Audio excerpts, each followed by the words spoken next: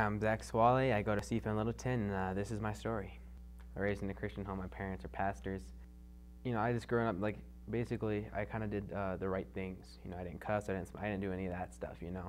It's just I just felt like I wasn't spending any time with God. I wasn't, sharing the good news. I wasn't, being an example that I'm a Christian. I was just basically fitting in with everybody else. It was actually I was taking a history test, 8th grade. And so for some reason I just thought it had to be Jesus, because he's like, because Jesus just popped in my head all of a sudden, and then I just felt like, and that's when I started feeling like that's when I became aware how I wasn't with God and how He wants to be with me, and I wasn't, being with Him. And so that day I went to my room and I just started praying because I just got convicted. Because I just went to Kids Church so much, I do it every time. I'd always ask God into my heart. Every Sunday I'd ask God into my heart. But I didn't really understand the relationship part about it. I just thought, ask God into your heart and then you'll go to heaven, But then all of a sudden, 8th grade test, I was just like, I haven't been spending time with I haven't been reading my Bible, do I even have a Bible? And these things just started popping into my head. 2 offers, to come meet Jesus for the first time and then to come rededicate your life. And I was up there in a heartbeat because I was like, I want to get my life right with Christ. I want to get to know Him, because I started figuring out this relationship piece, which is actually the biggest part about being a Christian, is the relationship. I get a sense of purpose in my life now. I know what I'm living for now. I'm living for Him, and He has I'm fearfully and wonderfully made. And my relationship with Christ is just, every day it just feels new and exciting, and you don't know what's going to happen.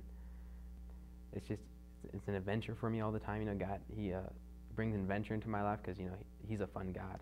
I've been so blessed. I've grown up with loving parents, loving friends and family and stuff. I've never, experienced abuse or abandonment, if that's even a word. But I never felt abandoned. At 8th grade, I was going the wrong way. I just wasn't spending any time with Him whatsoever. I was just living the life the way I wanted to, and it was just so boring. And so then, I think that what made me devote my life to Christ is that I realized that He does care. Because He's the God of all the universe. He has to keep track of all this stuff. But yet He can come to me during a history test, and then just touch me right there, and just He just shows that He cares. It's the God. He's God, and for someone to care about me like that, God to care about me like that, that's huge. The way I picture God is like as a king, and He's on the throne, and I'm His servant, and He loves me. I don't have to worry about Him, cutting my head off or anything like that. And so He is just a loving God, and I've experienced His love, I've grown up during a revival. And so it's basically, you go to one revival service and it's obvious God exists. And it's obvious that He cares and loves people. I just remember this, something, it's different. And it's something you cannot explain it. Over there in the banquet room, we've had prayer. Something I was praying for was, I was like, God, I just want to be closer to You.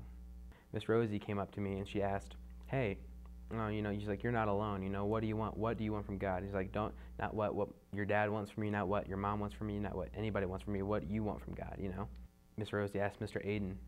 He was like, yeah, Aiden, what do you feel in your spirit? And Aiden said, be with me. Right there, I just started bawling. That's my story.